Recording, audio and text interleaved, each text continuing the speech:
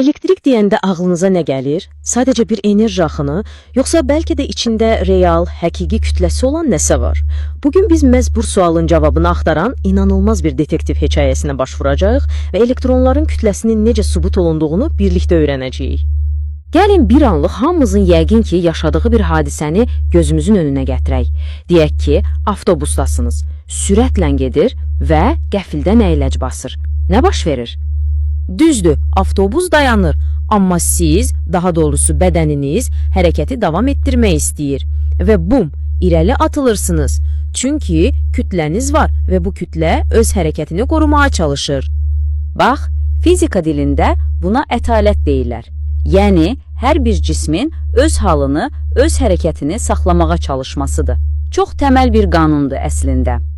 Yaxşı, bəs bu avtobusdakı sərnişin prinsipi görəsən naqildən keçən o gözə görünməz elektrikə də aiddirmi?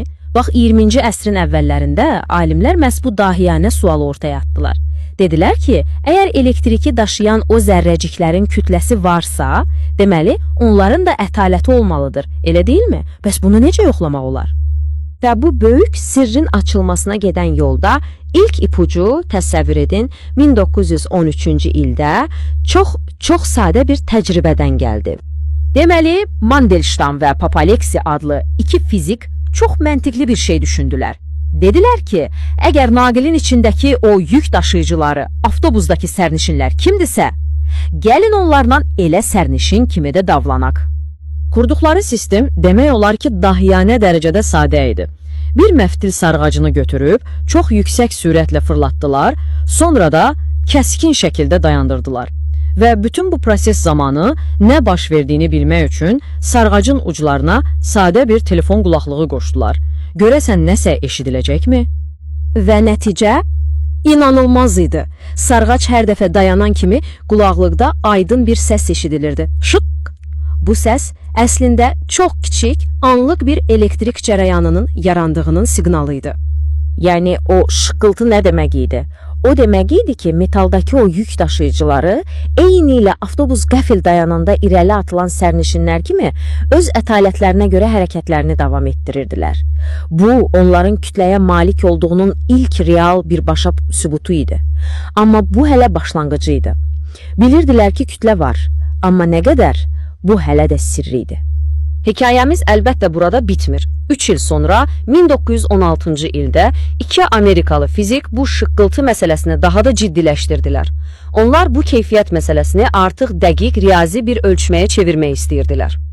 Yəni, fərq nədə idi? Stuart və Tolman təcrübəni o qədər təkmilləşdirdilər ki, artıq sadəcə, kütləsi var deməklə kifayətlənmədilər.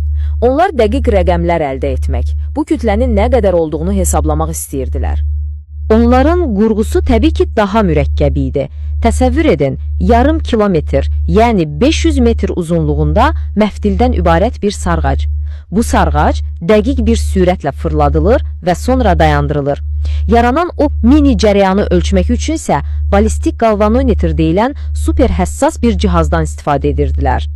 Məqsəd tamamilə aydın idi. Sarğac dayananda yaranan o zəif cəryanı dəqiqliklə ölçmək və bu ölçmədən istifadə edərək o avtobus sərnişinlərinin kimliyini, yəni hansı zərrəciklər olduğunu müəyyən etmək.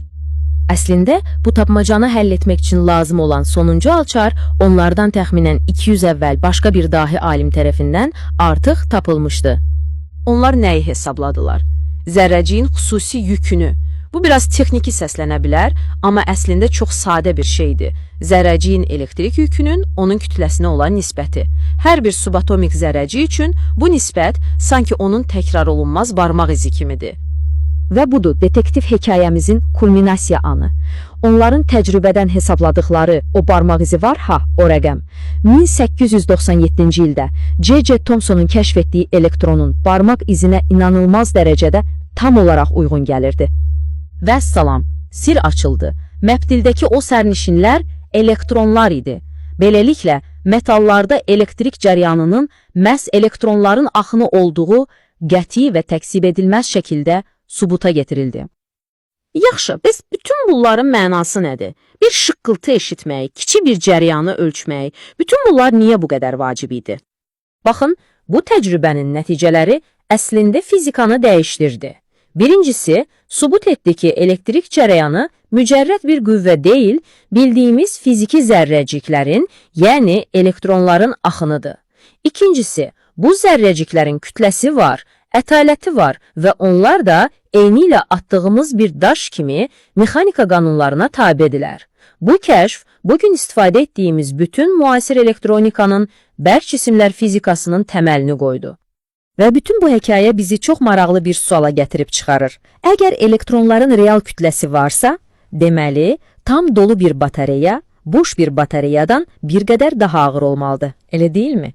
Növbəti dəfə telefonunuzu enerji yığmağa qoyanda bir anlıq bu barədə düşünün.